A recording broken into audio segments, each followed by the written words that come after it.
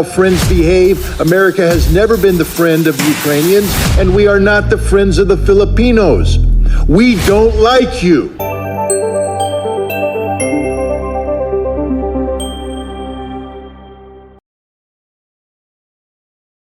Okay, we're going to take one final question, which is from the Philippines, and then we're going to have summaries. Let me also indicate to people who I think will probably be more than interested after this discussion that there is an organization called the International Peace Coalition.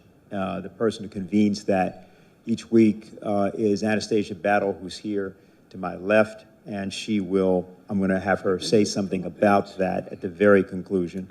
I think there's 1,700 people still with us. All of you are invited, if you are people of goodwill, which we presume many of you to be, to seek us out and become part of that action. So we'll go to the final question, which I mentioned is from Philippines, and it is from Maria Catherine Suba from Radio Mindanao Network. Yes, good afternoon, everyone. It's already 2:57 a.m. here in the Philippines. I am Maria Catherine Cruz Suba, a freelance broadcaster. I am a co-host of late Witch Valdez with Itas Valdez in Radio Mindanao Network BZXL, ang ating Katipunan show. My question goes to Mr. Scott Ritter. As a former UN weapons inspector and U.S. Marine intelligence officer, and actually to anyone else who wants to answer, a proxy war is being orchestrated in this part of the world, our country, the Philippines. Our country is actually being used by the U.S. in its intent of war against China. And according to geopolitical analysts, the Philippines will be the next Ukraine. The Philippine President, Ferdinand Marcos Jr., has allowed additional 9 EDCA sites, or more appropriately, 9 U.S. military bases all over the country. The armed forces of the Philippines seem to be following orders from their U.S. counterpart. Drumbeats of war is being heard almost every day. Xenophobia is being propagated on mainstream media. Almost every week, there's an incident of Chinese Coast Guard that water cannons a Philippine vessel at the South China Sea. Do you think a false flag operation can happen here as tensions are getting worse? What do you propose for this to stop? Thank you. Well, thank you very much for the question. Just so you know, I have a little bit of background in the Philippines. In 1986, I was deployed there as a platoon commander to reinforce the Subic garrison after the fall of the Marcos regime. There was concern about the new People's Army. So I have a warm spot in my heart for the Philippines. Let's build upon what Colonel Wilkerson had said earlier. The United States is incapable of fighting a sustained conflict against a peer-level force. The United States cannot fight and engage China and win. We will not beat the Chinese. We cannot beat the Chinese, and we know this, and yet we're using the Philippines to create the conditions of potential conflict with the Chinese. Please understand that for the Filipino people, this is a recipe for disaster. You think America is your friend. So too did the Ukrainian people, and they are dying by the hundreds of thousands. Friends don't let friends die in those quantities.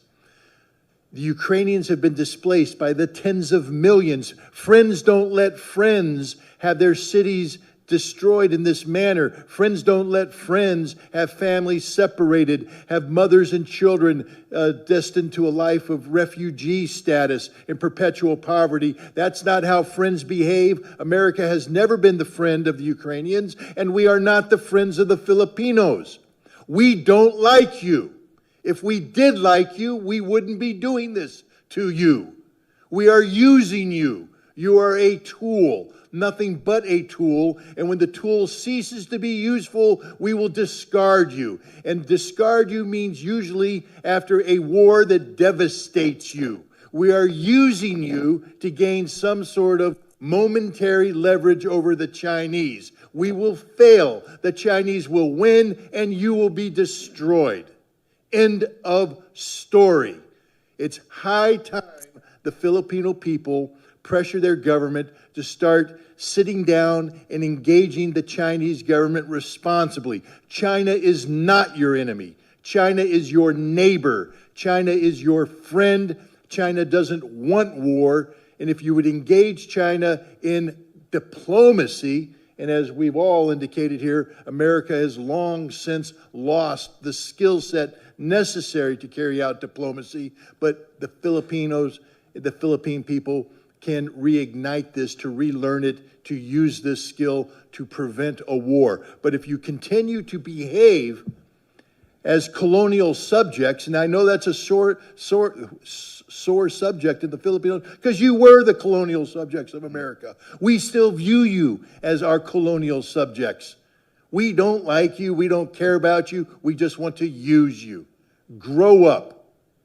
Grow up and act responsibly. Take control of your own future. America is not here to help you. America is here only to use you until there's nothing left, and then we will discard you on the trash heap of history. I must tell you, I spent a lot of time in the Philippines and came in off the carrier Iwo Jima, the Valley Forge, the Guadalcanal, and both, Scott would agree with me. Americans have a tremendous love for the Filipino people. I would say two of my very, very closest friends are from the Philippines. And we really wish very much that you were not in this posture. But I think it's very important for the Philippines to be clear-eyed in what's going on and not to be led down the path by bellicose military people from the United States. You're talking about small islands. I wish China were not engaged in that particular policy. I tend to be sympathetic towards them on many things, but less so on that one. But at the same time, I think you've got to make sort of a cold, clear-eyed assessment and say, look, it's not worth a war with a great power for the Philippines to engage in combat over those small islands. But I do agree that it is time to use diplomacy and to attempt to resolve the issue. Whatever you do, do not simply become a tool of the United States and be led into an armed conflict that ends up in disaster for the Filipino people. Because if you do, you will break the heart of a whole lot of us who just dearly love the Philippines and the people of the islands. Okay, so we're at the point of summary remarks. I want to start with Larry Wilkerson. And of course, if there's anything you wish to address that hasn't been addressed already, please feel free to do so. And we'll then proceed. Go ahead. I'll just add to what was just said. I thought when Teddy Allen brought Ferdinand Marcos and Imelda Marcos to Pearl, and we escorted them up to Camp Smith, that the Philippines had finally awakened and thrown us out, and that we would never be back. And then I saw Donald Rumsfeld take advantage of 9/11 and start infiltrating special forces back into the Philippines, and I knew the game was back on again. So I agree with what both Scott and Colonel Black said. There's a lot of affection on my part for the Philippines too, but you should grow up and not need the United States and not put the United States and China at loggerheads over your dead body, because that's what it will be about. The topic here today was nuclear weapons, and I'll just say this again. The most likely state owning nuclear weapons today to use those nuclear weapons again is the United States. And we have put ourselves in that position and in that posture by our incompetence at the other skill sets, most prominently diplomacy, necessary for the relations of nations. We are not a very competent, in any vein of diplomacy, entity anymore. There's an old principle of the relations of nations called conservation of enemies.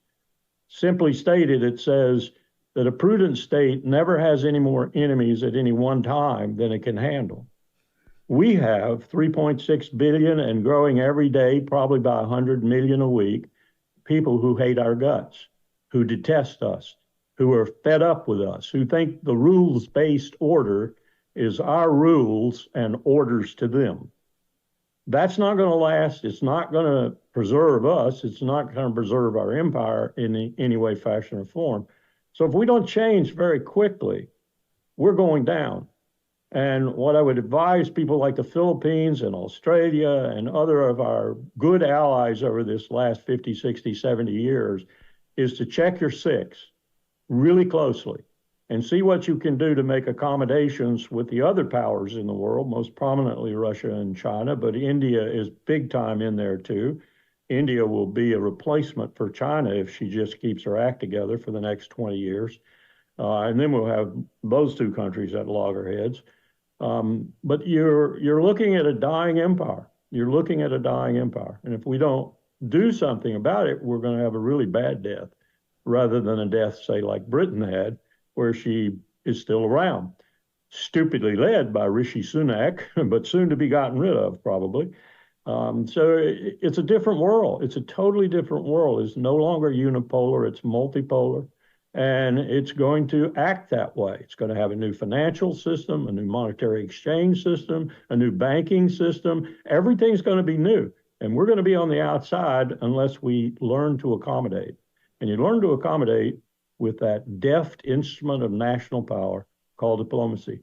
So we'd rather grow some diplomats and fast.